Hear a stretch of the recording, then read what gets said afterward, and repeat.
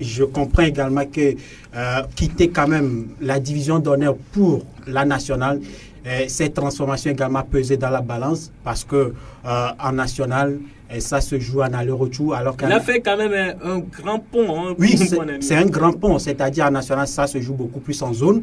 Mais en division d'honneur, ça se joue en zone. Alors qu'en national, il va falloir jouer 32 matchs.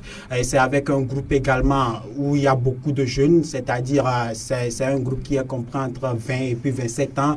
Il n'y a que 2 ou 3 joueurs qui sont dans une trentaine d'années. Donc, en clair ou bien en somme, on peut dire quand même que en national, il a fait une mauvaise saison, mais en national 3, avec la réserve des Herbiers, il s'est quand même débrouillé et puis félicitations à lui. Et Jacques Péquincy, à la veille donc de cette finale, tous les Togolais s'attendaient donc à regarder, suivre Couteau Claude contre le Paris Saint-Germain. Finalement, on ne l'a pas suivi parce qu'il n'était pas dans le groupe. On est déçus. Est-ce que les Togolais étaient déçus en ce moment? Oui, déçu. Il faut quand même le reconnaître parce qu'il y a eu beaucoup d'annonces par rapport à un Togolais qui devrait jouer cette finale de la Coupe de France, surtout face au grand PSG. Et on se disait que déjà, c'est d'abord une vraie surprise de le voir dans l'effectif, au vu de ce qui s'était passé avant cette finale. Déjà, le voir à Clairefontaine, on se disait que c'est déjà un pas. Maintenant, à la veille, on se disait, s'il a réussi quand même à être retenu dans l'effectif pour la finale, c'est que peut-être que le club ou le coach a également beaucoup de choses, un plan déjà établi pour la finale. Mais Edem et nous et tout ça, on avait quand même reconnu que le Togolais n'allait pas quand même être titularisé. Peut-être que si il avait une minime chance, ce serait les dernières parties de la rencontre qu'il pourrait disputer. Mais quand vous regardez l'enjeu, le coach voulait plutôt jouer avec les joueurs qu'il a en main habituellement en championnat. Et je crois que c'est une vraie déception pour nous. Mais comme on le dit, la saison n'a pas été rose, donc il ne faudrait pas quand même se pleurer là-dessus. Juste positiver en disant qu'il a réussi quand même à donner confiance à son coach en le mettant dans l'effectif. Peut-être que c'est la suite logique, ce sera la saison prochaine s'il reste. Mais s'il ne reste pas, la suite logique à lui, c'est qu'il est déjà revenu en forme et qu'il est à lui de tirer la conclusion. On va revenir sur son avenir, bien sûr, dans cette émission. Claude Couteau, après, vous avez rejoint le groupe après la défaite, bien sûr, pour les médailles. C'était un moment spécial pour vous? Franchement, j'ai pas rêvé d'être en finale de la Coupe de France. Surtout se retrouver à Clairefontaine. Voilà, se retrouver à Clairefontaine. Moi, je me pensais à la Coupe du Monde.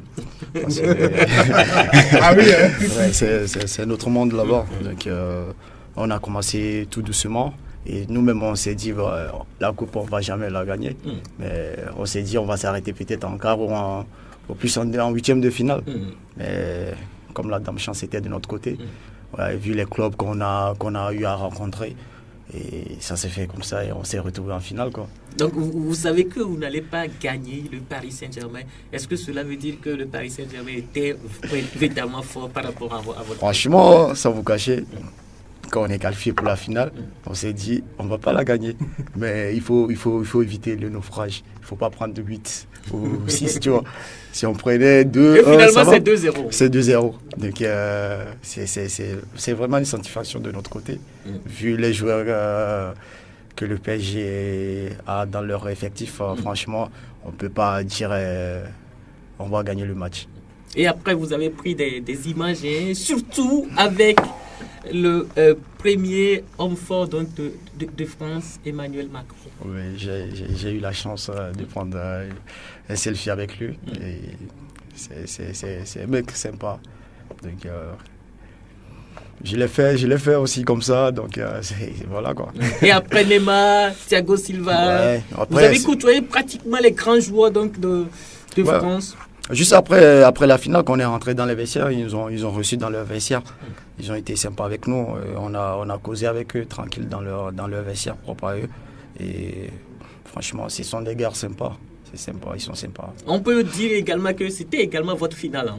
Ouais, franchement, ouais, c'était notre finale. C'était notre finale parce que un club de la nationale se retrouver en finale de la Coupe de France, ça n'arrive pas tous les jours. Et il y a plein de joueurs qui ont joué la Ligue 1 et tout, ils n'ont jamais joué la finale de la Coupe de France. Et pour nous, c'est vraiment une chance. Et c'est vraiment très cool de vivre ces moments. Parce qu'on ne sait pas si ça va revenir ou pas. Kelly Akweso, il vient donc de dire qu'il savait que ça serait difficile contre le Paris Saint-Germain. C'est logique et c'est normal. Quand on vient de National et puis on retrouve le grand Paris Saint-Germain qui marche sur tout le monde dans la Ligue 1 conformément, je crois quand même qu'il ne faut pas être audacieux, il ne faut pas être suffisant pour se dire voilà, on va créer le miracle. Si vous dites vous allez créer le miracle, peut-être que ça peut se faire, mais partir avec la côte assez large pour dire on va pour battre le Paris Saint-Germain, c'est assez osé. Je crois que cette équipe, personne ne l'attendait à ce niveau de la compétition. Mais David ne s'est pas dit cela contre Goliath. David, lui, il a dit qu'il va gagner. Ouais, Franck, ça c'est dans la Bible.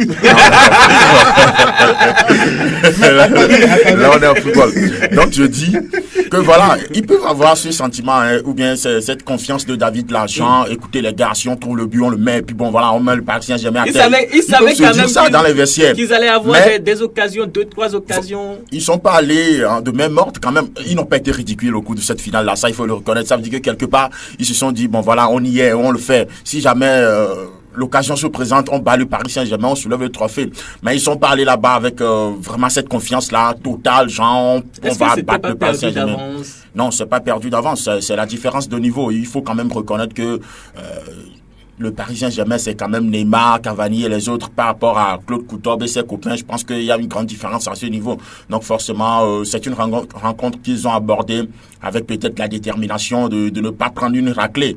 Et voilà, donc finalement, c'est 2-0. Moi, je pense que c'est un score quand même louable par rapport à cette finale où on voyait cette équipe comme étant une fourmi devant l'éléphant et tout. Donc forcément, c'est une finale qui clôture une saison assez pleine. C'est cette finale-là qui fait beaucoup plus de visibilité, qui a offert beaucoup plus de visibilité justement à cette équipe des Herbiers et à notre frère Claude Coutobe qui a eu la chance donc de côtoyer des gens qu'il n'a peut-être pas pensé voir un de ces jours dans sa carrière étant encore en national.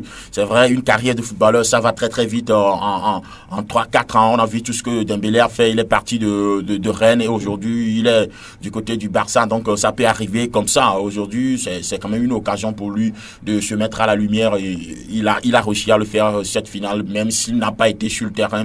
À la fin, il y a quand même des pics qui ont montré que voilà, il y a un Togolais là-bas et tout et ça a fait notre fierté. Mais pour revenir un peu sur sa saison, je pense que il a parlé d'un problème de blessure, c'est vrai. Ça fait qu'il n'a pas été régulier avec l'équipe des Herbiers Vendée, mais avec l'équipe des Herbiers 2. Je pense qu'il a été assez excellent là-bas avec 18 matchs en tant que titulaire. Ça n'arrive pas tous les jours. Et le plus important pour un attaquant, c'est de mettre des ballons au fond des filets en 18 rencontres. Il a réussi à le faire à 9 reprises. Je pense que l'objectif à son niveau maintenant, s'il veut continuer avec les Herbiers, ça serait donc d'être titulaire avec cette équipe des Herbiers pour la saison à venir. Vous suivez l'émission sur Face de Vérité, les nouvelles et les performances des joueurs togolais à l'étranger. Nous recevons comme invité spécial dans cette émission Coutobe Claude qui évolue donc en France. Votre parcours a été quand même remarquable au niveau donc de la Coupe de France. Oui, effectivement. On a commencé avec une équipe qui joue la 10e division, la DSR, je pense. Ouais. C'est parti de là. Après, on a eu beaucoup de CFA 2, CFA. Et c'est de là... L'appétit venait en mangeant. Donc, on s'est dit, voilà, il faut toujours tirer les petits. Si on essaie de tirer les petits, on a toujours la chance de notre côté. Mais ces petits aussi, ça n'a pas été toujours facile de jouer avec eux. Je me rappelle quand j'ai fait qualifier l'équipe c'était en 8e de finale. Non, en 32e de finale où on a joué la prolongation avec une CFA 2. Et j'étais rentré, j'ai marqué, on s'est qualifié pour la 8e de finale.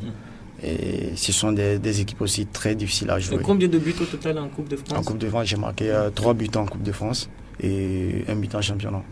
parcours remarquable, hein, disons. Oui, c'est un parcours remarquable. On n'attendait pas justement ce petit club en finale donc, de la Coupe de France. Oui, il faut se dire quand même que Dieu était derrière eux aussi. Oui. En football, en France, on parle de Dieu ou bien c'est autre chose? Non, pas plus de Dieu. Mais... On ne parle pas de Dieu. Non, c'est le football. Hein.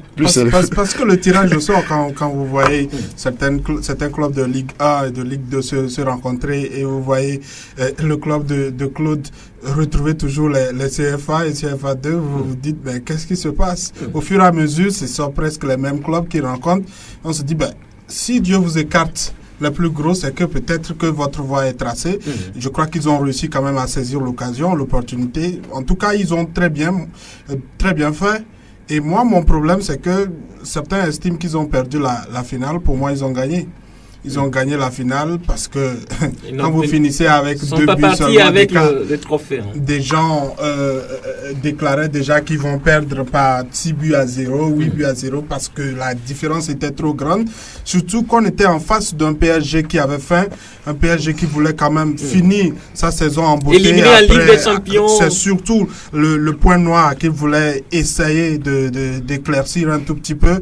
Et au vu de tout cela, je ne crois pas, même si c'est de la pitié, ils ne pourront pas laisser de la place aux herbiers de pouvoir passer. Mais l'essentiel, même si leur coach au départ disait que oui, nous sommes les petits, on ne peut rien et tout cela, mais je suis sûr que dans les vestiaires, il a porté plutôt un autre message, le message de détermination, de motivation, parce que au-delà de tout, c'est un match et tout peut se passer. Et quand vous regardez leur comportement également au cours de cette rencontre, vous dites que c'est vrai, ils reconnaissent qu'ils ne sont pas à 100% par rapport au PSG, mais ils se sont donné quand même les moyens pour pouvoir oser. Et c'est vrai que ça n'a pas marché, mais quand vous regardez les buts sont venus de très loin. Alors, si c'est cela, alors qu'habituellement, quand vous regardez les buts du PSG, mais ils rentrent habituellement dans la surface de réparation avant de pouvoir faire la différence. Alors, maintenant, nous, on se dit, ils ont très bien fait. Quitte à eux de revenir plus fort la saison prochaine. Si Claude est là, s'il est ailleurs, au-delà de tout, son séjour à Clairefontaine lui permettra de réfléchir et de savoir que le football, ce n'est pas seulement la nationale, c'est plus loin que ça, et ça lui permettra de peut-être viser encore plus loin. Et chaque fois que vous intervenez, vous voulez... vous disiez chaque fois le futur, l'avenir. Oui, je suis dans le futur. On va en arriver. On va en arriver. Voilà, avec Claude Coutob, nous allons parler maintenant de votre descente en division inférieure. 4 jours après, vous avez eu ce match fatal qui vous a conduit donc en division inférieure. Est-ce que vous êtes déçu par rapport donc à cette prestation?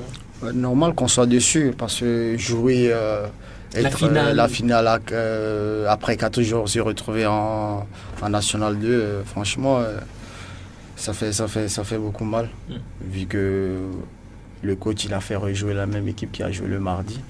Même il ne sait même pas quelle récupération ils auront pour jouer ce match, ce genre de match. Déjà. Comment ça s'est préparé justement ce match-là? Bon, franchement, juste après le match de Paris, on s'est rendu directement à Béziers. Donc le coach il a trouvé bon de faire jouer son équipe qui a joué contre Paris Saint-Germain. Et il les a alignés. Donc on a pris 4. Donc moi je pense que c'est la faute du coach. Parce que c'est pas possible. On a une bonne effectif et il faut faire tourner l'équipe. Déjà, nous, on n'a pas joué le match, on était déjà fatigués. Et vu ceux qui étaient sur le terrain, donc ça fait le double. Et on ne peut pas. Donc c'est arrivé, on a pris 4 et on s'est retrouvé en National 2. Voilà, se retrouver en National 2 après avoir disputé la finale de la Coupe de France, ça fait quoi? Non, ça fait naturellement mal. Je pense qu'en 5 jours, ils sont passés par toutes les émotions, que ce soit dans le sens positif et puis dans le sens négatif. Maintenant, lorsque vous prenez cette 32e journée, puis dernière journée de la nationale, ils avaient quand même leur destin en main, c'est-à-dire ils étaient 11e à 2 points du premier relégable qui était, je pense, l'Entente Sanois. Et il suffisait juste d'un match nul contre Béziers pour passer, ou soit ils avaient aussi une situation duale, soit ils pouvaient compter sur Grenoble qui devait battre également l'Entente Sanois. malheureusement, ils ont perdu contre Béziers de Simon Beignon. Ils ont coulé 4-1. De l'autre côté également, Grenoble, qui luttait pour une place qualificative en Ligue 2 également, a perdu contre le premier relégable. Et donc, vous comprenez, c'est juste un match nul aujourd'hui, juste un point qui les fait descendre aujourd'hui en National 2. Ça fait mal lorsque vous avez fait autant d'efforts durant toute la saison et que juste en 90 minutes, vous avez juste besoin d'un seul point pour vous maintenir, pour quand même garder cette histoire que vous avez fait au niveau de la Coupe de France. Et voilà, ça part comme ça. Ça énerve les joueurs, les dirigeants. Maintenant, selon les explications, le coach a remis les mêmes joueurs. Lui également, il a confiance en son groupe parce que c'était un match décisif et il va falloir mettre les meilleurs sur le terrain. Et les meilleurs, ce sont ceux qui avaient joué la Coupe de France, la finale contre le Paris Saint-Germain. Malheureusement, il y avait eu un problème de temps de récupération parce qu'on ne peut pas jouer contre le Paris Saint-Germain et en 4 jours faire une récupération globale. Alors que de l'autre côté, votre Béziers n'a pas joué. On a beaucoup plus, les jambes étaient beaucoup plus fraîches de l'autre côté. Voilà, je pense que c'est totalement une déception. C'est peut-être la mauvaise nouvelle qui vient peut-être peindre en noir la saison de Vendée les Herbiers. Est-ce qu'on peut dire là que l'objectif est atteint ou pas? On Jouer la finale de la Coupe de France et puis descendre. Franchement, l'objectif n'est pas atteint. Si on peut pas.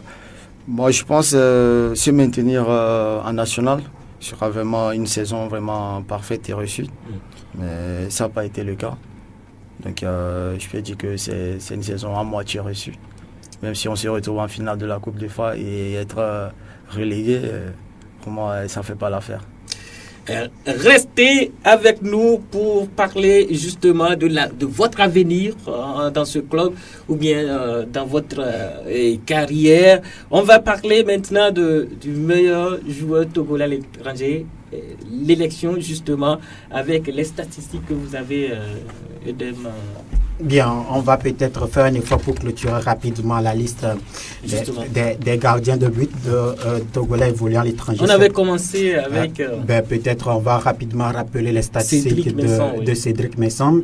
Il a été le dernier rempart de Le Mans cette saison. Il totalise 31 matchs, toutes compétitions confondues, 28 titularisations en championnat, 3 en coupe, une passe décisive et puis un carton rouge. Malheureusement, son club termine premier du championnat, donc une montée en national, mais lui ne continuera pas l'aventure puisque son contrat est arrivé à terme et puis la direction a décidé de ne pas le prolonger. Autre gardien de but, c'est Ogodjo Idrissa. Il a évolué avec Africa Sport d'Abidjan, c'est en Ligue 1 ivoirienne. Il a 22 ans. Il a à son compteur 11 titularisations, toutes compétitions confondues, dont 10 en championnat. Et son club finit à la 4e position au classement. Le jeune gardien togolais aussi en fin de contrat avec Africa Sport d'Abidjan. On a Yorgan Aglemagnon, il a 18 ans. Il a rejoint en août 2017 CD National, c'est en 2e division Portugal, en provenance du centre de formation Le Havre. Au coin match, il jouait avec le CD National. Et dans la hiérarchie, au poste des gardiens de but, Yorgan arrive en 4e position. Mais la bonne nouvelle pour Yorgan est que le gardien de la sélection espoir du Togo et sa formation pointent au premier rang du championnat et donc joueront la saison prochaine en première ligue ou en première division. On a Sodoké Tidjani, RC Lons-le-Saunier, c'est en régional 1. Il a très peu joué cette saison avec l'équipe A. Cette saison, il a joué quelques rencontres avec l'équipe réserve en Régional 2, notamment le dernier match de la saison contre Belfort. Ils ont remporté le match sur le score de 6-2 pour accéder en Régional 2. Le gardien togolais a gardé les pêches de son club durant les 90 minutes de jeu. L'équipe B de Excellence durant lui est classée 9e de la Régional 1. On a un autre gardien, Tchagouni Baba. Il est âgé de 27 ans. Il a évolué cette saison avec Marmande 47 en Régional 1, équivalent de la 6e division en France. On dira qu'il a disputé quasiment tous les matchs du championnat avec son club. Et puis, Marmande finit à la 5e position au classement. On a Agodomo Yousne, il a 24 ans. Il a démarré la saison avec Sollentuna en 3e division en Suède. Mais malheureusement, par manque de temps de jeu, il a décidé de rompre son contrat en plein championnat avec Sollentuna. On a aussi Nusuroko Kwame Messan qui évolue avec Awasa Keneman en division d'élite en Éthiopie. Il a 27 ans, il reste encore 5 journées avant la fin du championnat. Il a aussi disputé la majeure partie des matchs de son club Awasa, pour l'instant 7e au classement. On va jeter également un coup d'œil sur Bassa Djeri Sabiru qui évolue avec Coton Sport de Garoua en élite One au Cameroun. Il reste 10 journées avant la fin du championnat saison 2017-2018. Coton Sport de Garoua est actuellement leader. Bassa Djeri Sabiru a démarré la saison comme gardien titulaire, mais depuis la nomination du coach Bertin Boulé, il a perdu cette place de titulaire. Et puis on va filer avec Fatao Alassane Dida, qui évolue qui est sociétaire de Liberty Professional du Ghana en première division. C'est la pause de l'autre côté. Son club occupe la 11e position.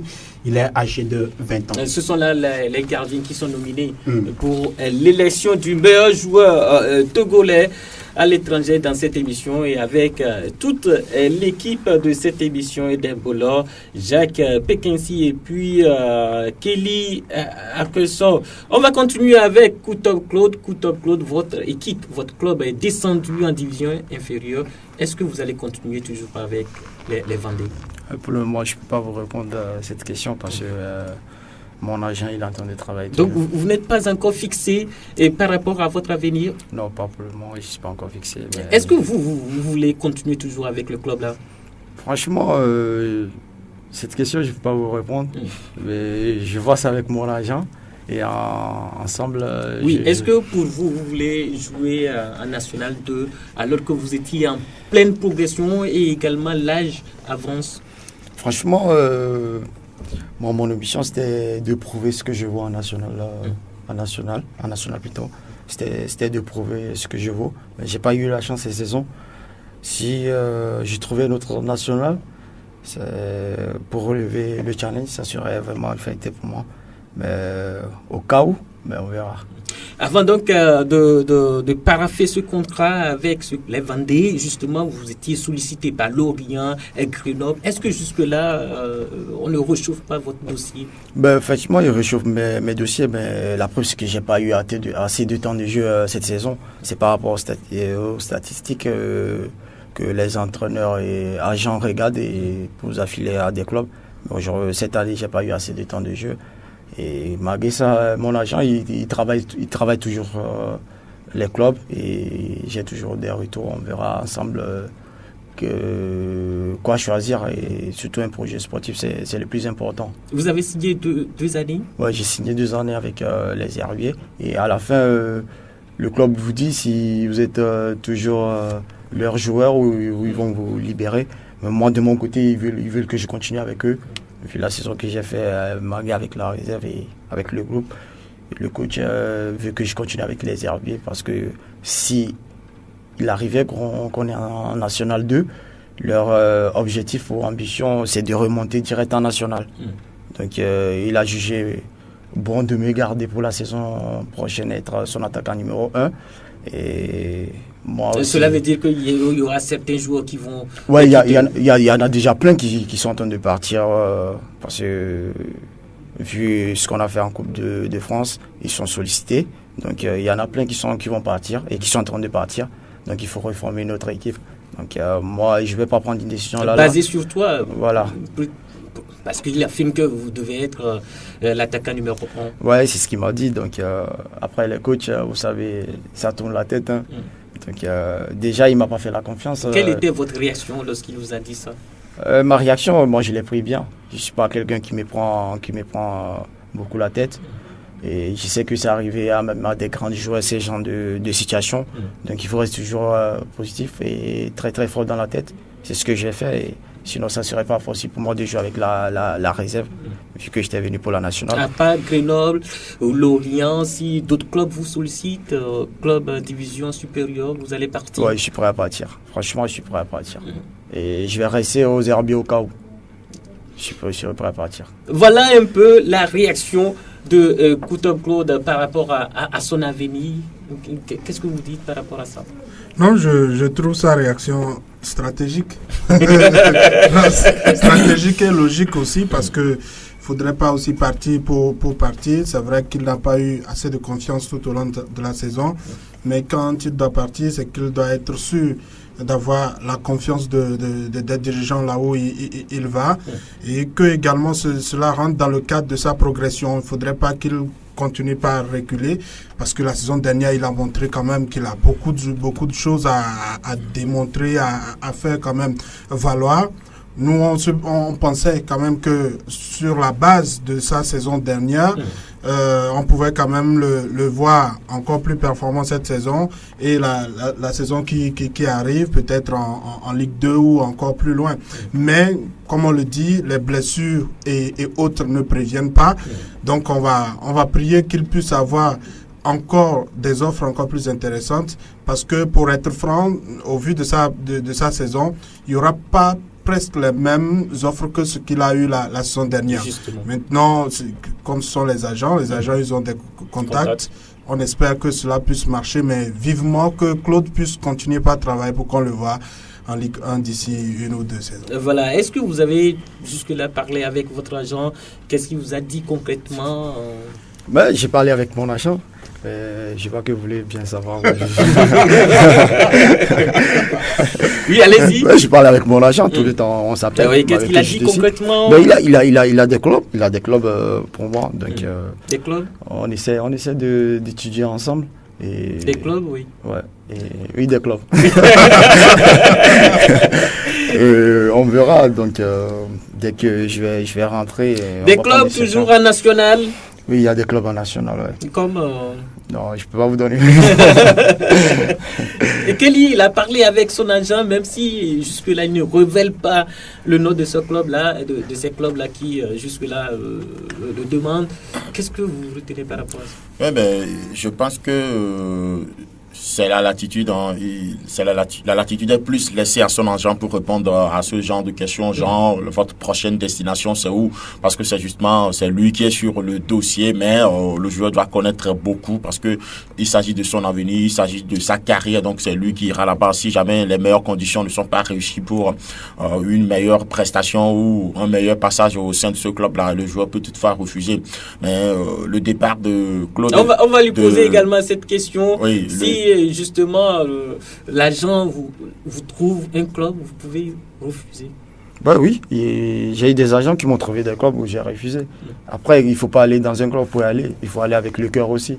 Tu dois tout d'abord voir les infrastructures du club, comment ils sont aménagés, comment les joueurs qui étaient déjà dans le groupe, comment ils sont. Voilà, tu dois te sentir bien dans une équipe. Aux Herbiers, franchement, je ne jouais pas, mais je me sentais bien parce que j'avais mon cœur pour jouer dans ce club. Donc j'avais des potes, je me sentais bien. Parce que également vous avez eu des propositions venant donc de Lorient, qui est un grand club connu donc partout, et vous avez refusé justement Lorient. Lorient, ils ont plus misé sur leurs réserves et après monter. Moi, j'ai trouvé une nationale où le coach, il avait confiance en moi, il est venu me chercher. Donc je me suis dit, voilà, vu la saison que j'ai fait l'année dernière avec le Boiré, si je continue sur cette lancée,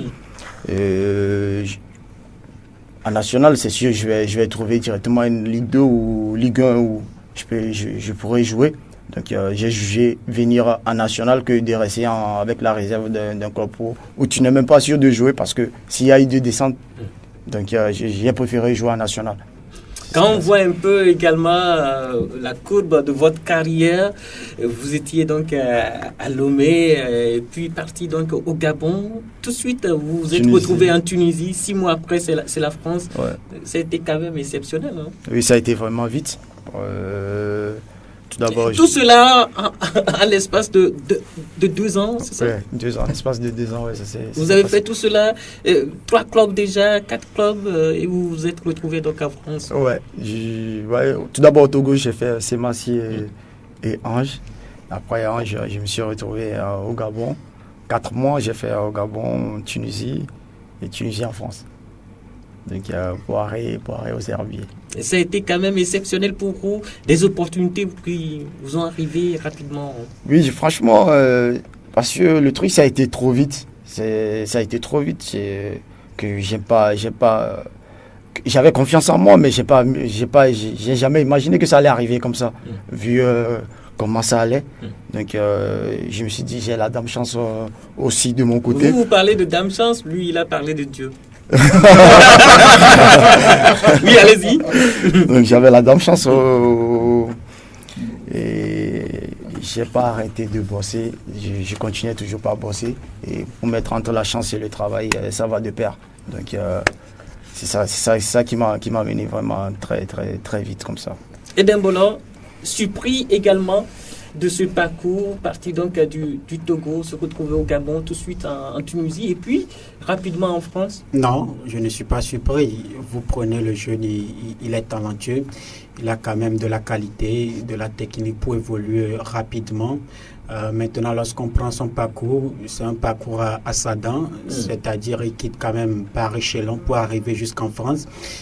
Je ne suis pas surpris dans la mesure lorsqu'on l'a déjà vu ici à Lomé, on a vu ce qu'il a déjà fait dans ce championnat, on sait de quoi il est capable. Maintenant, lorsque vous lui posez des questions sur son avenir, moi je pense qu'on ne va pas quand même changer de club chaque année, c'est-à-dire ce n'est pas bien également pour le joueur, c'est-à-dire il faut prendre un club, rester quand même 2 ou 3 ans. Il est encore jeune, 22 ans. Oui, faire ses preuves véritablement avant de signer ailleurs, c'est-à-dire on ne va pas quand même chaque année changer de club chaque année. En somme, à la fin on ne saura véritablement de quoi vous êtes capable, on ne retiendra pas ce que vous avez laissé dans un club. C'est-à-dire, lorsqu'il fait une saison de plus au niveau des Herbiers National 2, il finit meilleur buteur. Peut-être il contribue à la montée. Lorsqu'il partira, on dira oui, au temps de Claude Coutob, on a monté en national. C'est-à-dire, il a laissé quand même une histoire dans ce club avant de partir. Je pense que c'est ce qu'il doit aujourd'hui mûrir avant de prendre les propositions qui arrivent. On va maintenant aborder... Oui. Demandez-moi si je suis surpris. Non, je ne suis pas surpris. Parce que Claude, en 30 secondes, oui, Claude marquait quand on se connaissait quelque part dans une ville à l'intérieur. Oui, quelle ville? À Sotobois. Donc, il marquait beaucoup. Le village? Donc, non, pas le village, la ville. Allez-y, dans 30 secondes. Donc, je ne suis pas surpris.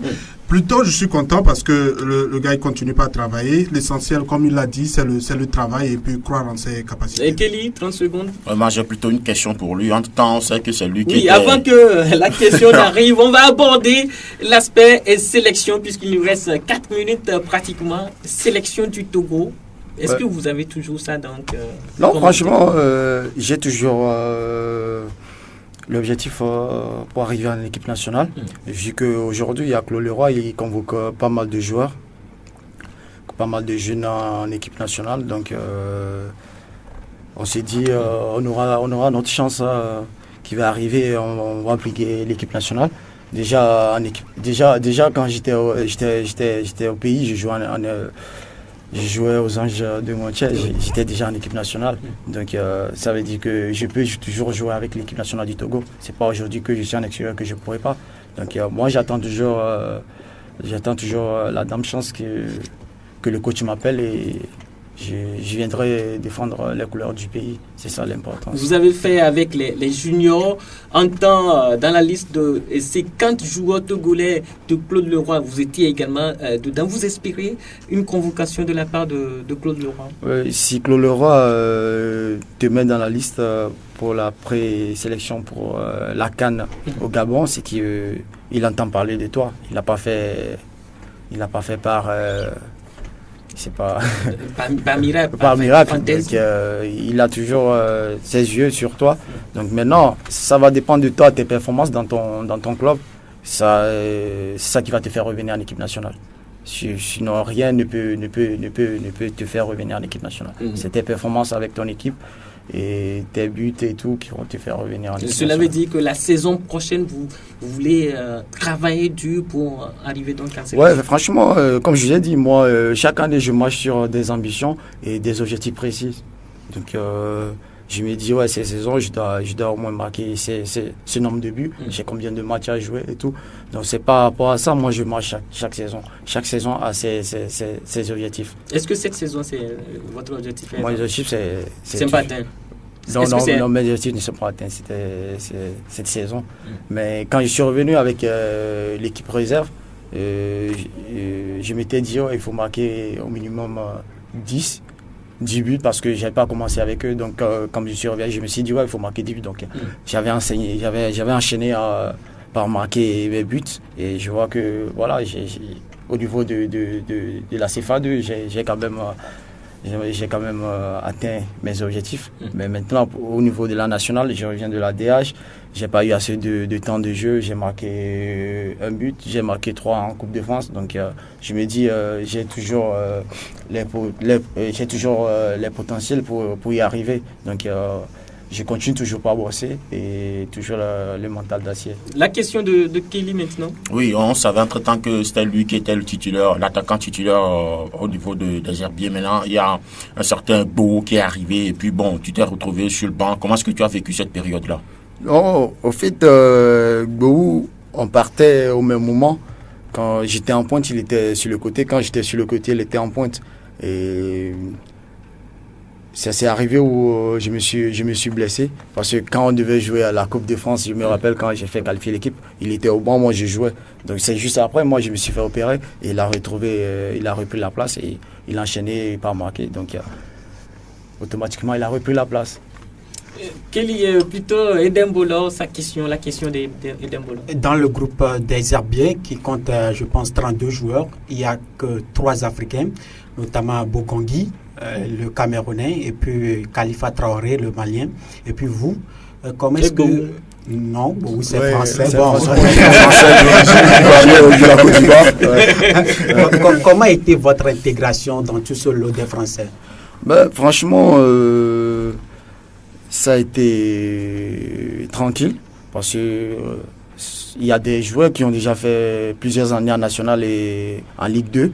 Donc ça a été vraiment tranquille parce que j'étais déjà arrivé dans un vestiaire qui était déjà bien et cool.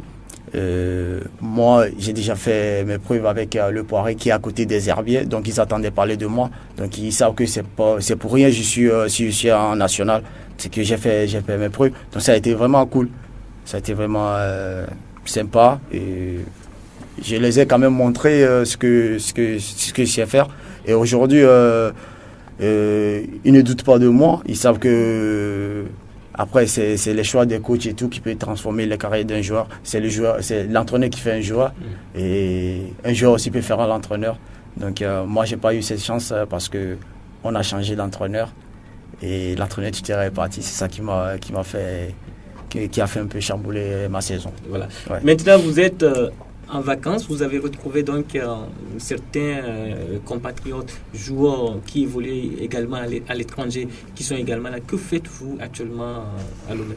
Ouais, quand on rentre, le plus important, c'est de retrouver la famille, se ressourcer.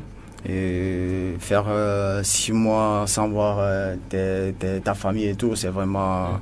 C'est compliqué à certains moments. Quand tu reviens comme ça, tu les vois et tout, surtout quand la maman te fait toujours manger et tout, tu retrouves du plaisir et la force. Donc quand tu repars, tu es vraiment au taquet.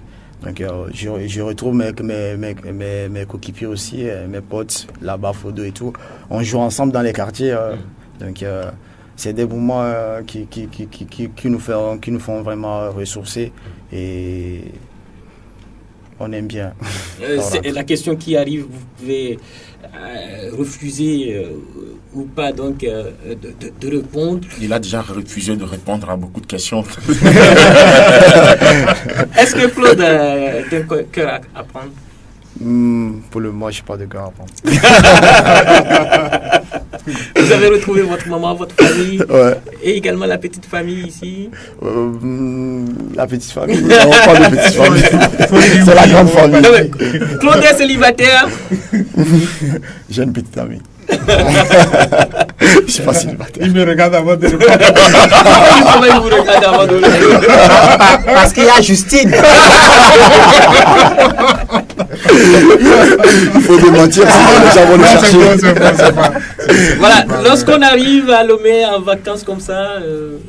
Alors souvent quand ils arrivent, c'est pour rencontrer leurs amis, c'est pour se promener, c'est aussi quand même pour dépenser un peu les économies d'Europe. Mais quand même, comme il l'a dit, c'est difficile. En tout cas, moi aussi, je suis un expatrié. Je viens d'une autre ville. Tu connais? Oui, je connais. Je vous situation. comprends. C'est difficile. Des fois, quand ils reviennent, il faut quand même rester en famille. C'est pour ça que certains ne doivent pas se fâcher quand ils leur disent qu'ils sont occupés quand ils arrivent. Voilà. Claude, votre conclusion pour cette émission?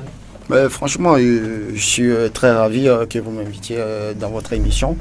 Je pense que ça fait 3 fois que vous m'invitiez quand je rentre et ça fait plaisir que mes fans puissent m'entendre aussi parce que j'aime pas toujours le temps pour eux. Je suis vraiment chargé à des moments. Donc ça fait plaisir d'être avec vous sur le plateau. Kelly? Ouais, c'est un réel plaisir également d'avoir partagé ce plateau avec lui et l'ensemble de l'équipe. Nous, on est tout le temps ensemble. Donc, je ne sais pas si on aura encore la chance de se revoir avant que la saison commence. Mais si ce n'est pas le cas, bonne chance à lui et que la saison soit rose, peu importe le club dans lequel il va évoluer. Exact. Non, je serai, Claude, je serai heureux de reporter à chaque week-end tes buts que tu marques. Donc, j'attends seulement. Voilà. En tout cas, on va les attendre cette saison parce que la saison sera véritablement disputée en National 2. Je pense que c'est juste 2 personnes qui montent par groupe. Alors, il va falloir bataille dure pour décrocher l'une de ces 2 places qualificatives. Et puis, on les souhaite bonne chance pour la saison prochaine. Vous êtes le président, donc...